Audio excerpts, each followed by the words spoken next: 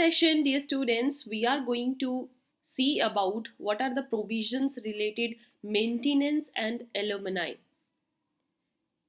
These are covered under section 24 and 25 respectively under Hindu Marriage Act 1955. As we have seen, when two parties get divorced or separate, so they end up their marriage. But जब एक शादी and होती है तो वहाँ पर ज़रूरी है कि जो पर्सन है, the one person which is completely dependent on the other one, जो पूरा डिपेंडेंट था नेक्स्ट पर्सन पे, तो to make their life easy and to not get so much burden on their parents, तो वहाँ पर एक कोर्ट प्रोविजन लेकर आती है that one person should provide some monetary assistance, जिसको हम मेंटेनेंस कहते हैं। मेंटेनेंस पत्नी के लिए भी, बच्चों के लिए भी, तो वो होता है मेंटेनेंस। एंड यहाँ पर मैंने सिर्फ पत्नी का नाम लिया, पति के लिए भी मेंटेनेंस प्रोविजंस हैं। And same way alumni. अब आपके मन में क्वेश्चन आएगा कि मेंटेनेंस और एलुमनाई डिफरेंट कैसे हैं। दोनों में ही जब कंप्लीट एक तरीके से पेमेंट होती है, मनी पेमेंट दी जाती है फॉर द कंपनसेशन या to get some monetary help from the other person, so why we have these two different sections and why we have two different terms for the same thing. So we will understand this concept in this session. Students, pay your attention. And before that, the students who have not watched the very last session where we discussed when divorced person can remarry, remarriage का प्रावधान हमने discuss किया था, तो उसके लिए top पर link दिया गया है, समझिए कि पुनर्विवाह कैसे किया जा सकता है.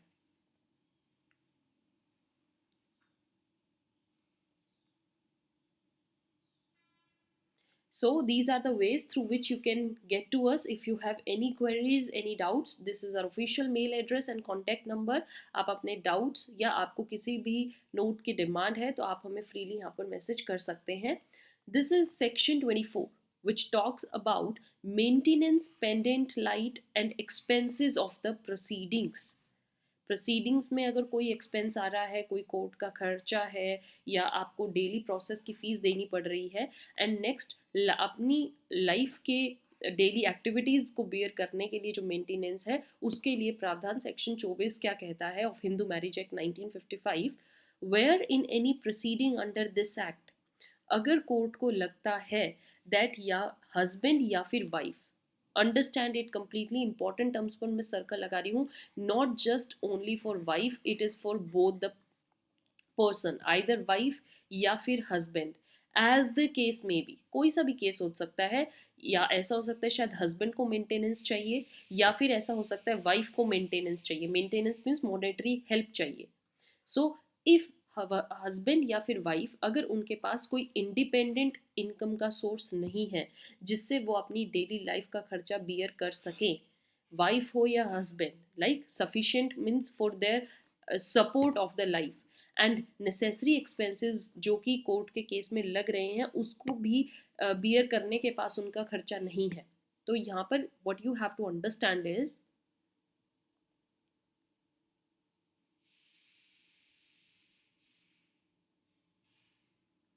that either it could be wife or husband and they have no means of independent income to bear their daily life expenses या फिर expenses related to court proceedings, तो वो क्या कर सकते हैं, एप्लीकेशन दे सकते हैं कोर्ट में. ठीक है, एप्लीकेशन जिसको भी पैसे की ज़रूरत है, हस्बैंड कर दे या वाइफ कर दे, तो उस एप्लीकेशन के बेसिस पर ऑर्डर दिया जाता है कि जो नेक्स्ट पर्सन है, पहले तो उस एप्लीकेशन को अच्छे से देखा जाएगा कि वाकई में उनकी डेली लाइफ में ऐसा है, they are facing a lot of monetary crisis, उनके पास पैसा नहीं है, तो court respondent means the other person को ऑर्डर देगी कि तुम्हें अपने जो जिस डिवोर्सी स्पाउस है, you have to pay to the petitioner expenses of the proceedings. And साथ में प्रावधान भी है कि उनको हर महीने खर्चे का पैसा देना होगा. एंड मंथली फीस नहीं, हम इसको मंथली खर्चे का पैसा बोलते हैं, जो एक हर सिचुएशन पर डिफरेंट है, वो कोर्ट तय करती है कि उनको नॉर्मली कितना खर्चा चाहिएगा अपनी डेली लाइफ को जीने के लिए ऑफ बेसिक नेसेसिटीज़. ऐसा नहीं है कि लग्जूरियस लाइफ जीनी है, तो बेसिक नेसेसिटी के लिए एक मंथली खर्चा कितना हो सकता है वो डिसाइड किया जाता है उस सम पर डिसीजन आने के बाद, having regard to the petitioner की खुद की इनकम कितनी है। अब सपोज करो, चलो हस्बैंड ने केस फाइल किया कि मुझे पैसे की ज़रूरत है और मेरे पास नहीं है, ना कोर्ट में ये जो केस चल रहा है इसको, तो कोर्ट देखती है वाइफ की इनकम। अब वाइफ के पास भी तो इतना सोर्स होना चाहिए कि एटलीस्ट वो दे सके। सपोज उसका ही मेयर ऐसा पैसा है कि वही अपनी डेली लाइफ को जस्ट बेसिक नेसेसिटीज़ पर जी रही है, तो how can court order that? वो तो डबल बर्डन हो जाएगा वाइफ पर। So court also sees the wife की इनकम कैसी है, उसके पास क्या क्या सोर्सेज ऑफ इनकम है, and how is she living. Only after seeing both the condition the court orders कि कितना पैसा हस्बैंड को मिलना चाहिए।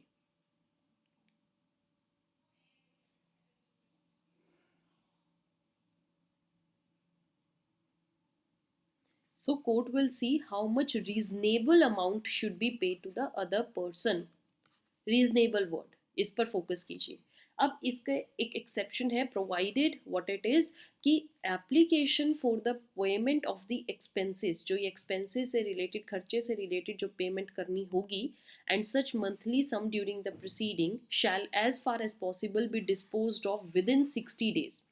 60 दिन के अंदर अंदर इस एप्लीकेशन पर आंसर आ जाना चाहिए। मीन्स पिटिशनर ने अगर स्टेटमेंट जो है वो दायर करी थी जुलाई में, तो 60 days means after 2 months date का हिसाब रखना होगा। वो राइट आपको विद इन 2 months उस 60 days के अंदर अंदर उस एप्लीकेशन का आंसर देना होगा। How much sum is to be paid, means you can not create further burden on the next person जिसने स्पेशली पैसे के लिए डिमांड करने के लिए एप्लीकेशन डाली और उस पर अभी तक आप कोर्ट जो है प्रोसीडिंग लेकर ही नहीं आई, कोई जजमेंट लेकर ही नहीं आई। एंड द डे जो आंसर आता है within that day service देनी होगी, नोटिस भेजना होगा अदर पार्टी को कि start paying monthly fees to the next spouse.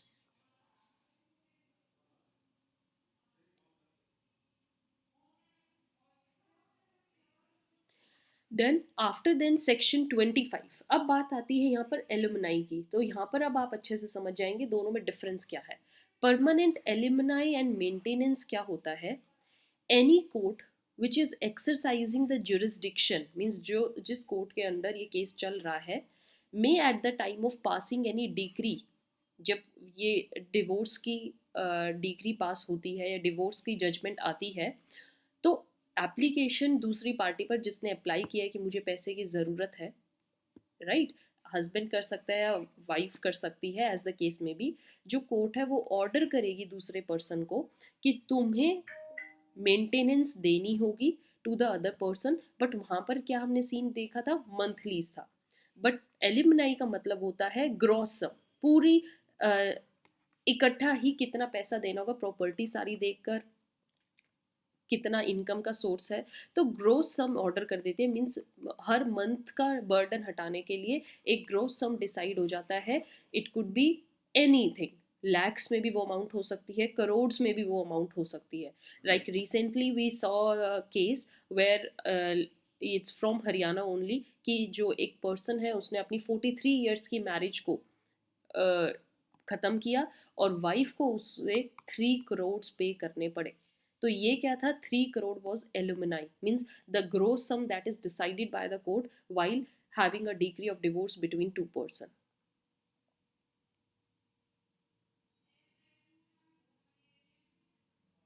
So I hope you are understanding. So to support such gross sum or such monthly या periodical sum को हटाने के लिए, for not exceeding the life of the applicant having regard to the respondents on income, यहाँ पर check किया जाता है कि एक्चुअली में देने वाले के पास भी कुछ इनकम होनी चाहिए, उसकी प्रॉपर्टी देखी जाती है, and the income of the other party, ये भी देखा जाता है कि दूसरी पार्टी कितना कमा रही है, तभी एक ग्रोस सम डिसाइड होता है।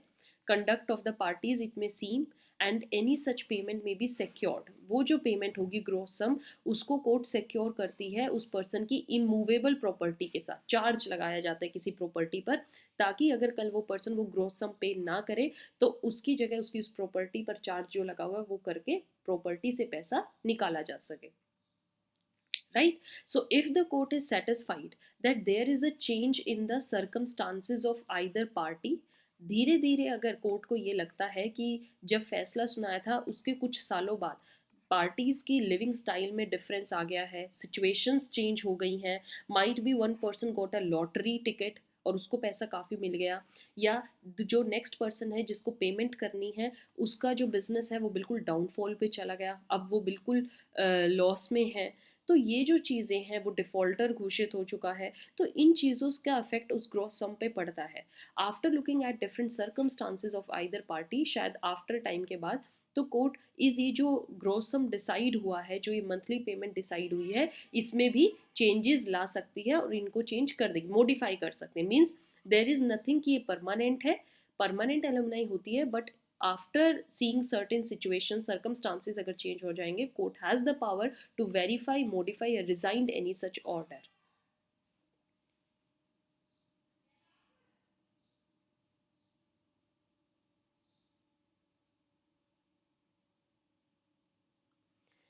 Fine. Next thing what this section 25 says, pay here attention dear students, if the court is satisfied। हाँ, जैसे एक तो कोर्ट को अगर ये लगता है कि उनकी प्रॉपर्टी में चेंज आ गया, नेक्स्ट अगर कोर्ट को ये लगता है कि उनकी next if court is satisfied that कि party in whose favour an order has been made, suppose wife के फेवर में ऑर्डर आया था, हस्बैंड को उनको एलिमनाई देनी है, बट वाइफ ने अगर री मैरिज कर ली है, मीन्स अब वो नेक्स्ट शादी कर चुकी है, या फिर इफ द पार्टी जो वाइफ है she has not remain chest, she started living with other person, और इफ सच पार्टी अगर हस्बैंड है तो हस्बैंड ने किसी फीमेल के साथ सेक्सुअल इंटरकोर्स स्टार्ट कर दिया है with any women outside wedlock, तो ये जो बातें हैं ये करती हैं करार, it may at the instance of the other party may very, modify or resigned any such order in such manner as the court may deem just। if the two parties are living separate, तो जो एक party होती है उस पर duty होती है कि वो दूसरी पार्टी का खर्चा उठाए, ठीक है, अगर उसके पास खुद से कोई सोर्स नहीं है, और ये खर्चा उठाने की चीज़ के लिए उस पर्सन को अप्लाई करना होगा कोर्ट में। यहाँ पर कोर्ट या तो परमानेंट एलुमनाई का ऑप्शन देती है या मेंटेनेंस का ऑर्डर दे देगी, बट अगर इस पर्सन ने जिसको ये मिल रही है पैसा, अगर उसने री मैरिज कर ली या दे ही और she started living with other person, तो यहाँ पर जो ये ऑर्डर आया था पेमेंट का एलुमनाई का, कोर्ट जो है इसको रिजाइन खत्म भी कर सकती है।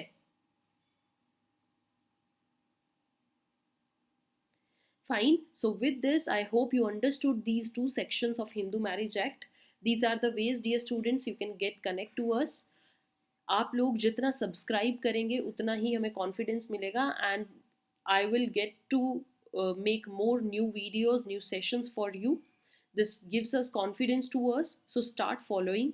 Don't forget to subscribe, share and share more. You can share your comments in the comment section box too. Till then, have a